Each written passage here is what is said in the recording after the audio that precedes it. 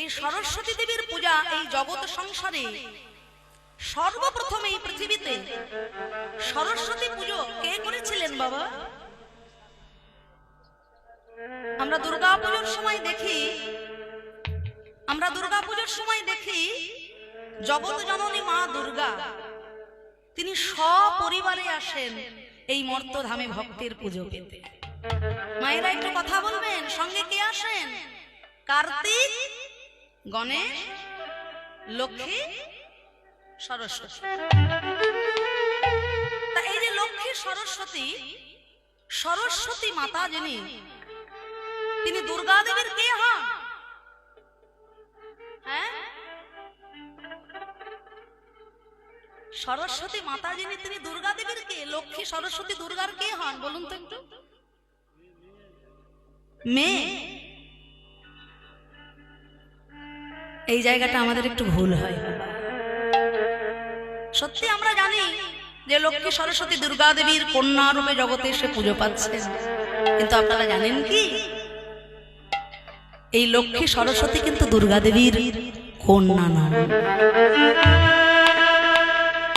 স্বয়ং জগৎ জননী মায়ের যখন বিবাহ হচ্ছে, লক্ষ্মী দেবী দুর্গা মাতাকে সাজাচ্ছেন, শৃঙ্গার করছেন, আর সরস্বতী মা সেই জগৎ জননী মায়ের বিয়েতে এও কাজ করছে। জায়গাগুলো একটু জানতে হবে। যেমন আমরা জানি যখন গণেশজি আসেন, গণেশজির পাশে কলা বউ দেওয়া হয়। আমরা অনেকে ভাবি এই কলা বউ গণেশের বউ।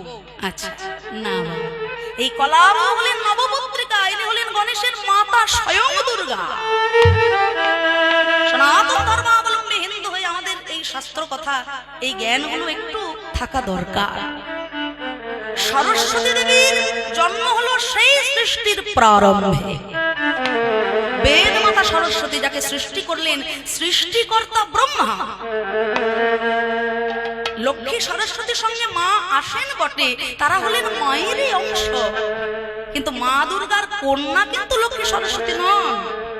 সরস্বতী মাতা সৃষ্টি হলেন বেদ মাতা হয়ে, স্বয়ং সৃষ্টিকর্তা ব্রহ্মা সৃষ্টির প্রারম্ভে তাকে সৃষ্টি করলেন, সৃষ্টি যখন শুরু হয়। আর লক্ষ্মী দেবী কখন এলেন?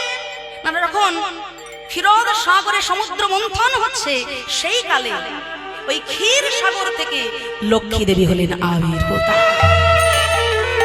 জায়গাগুলো আমাদের খুব জানা দরকার। এবার একটা জিনিস বলবো, এই জগৎ চরাচরে, এই বিশ্ব চরাচরে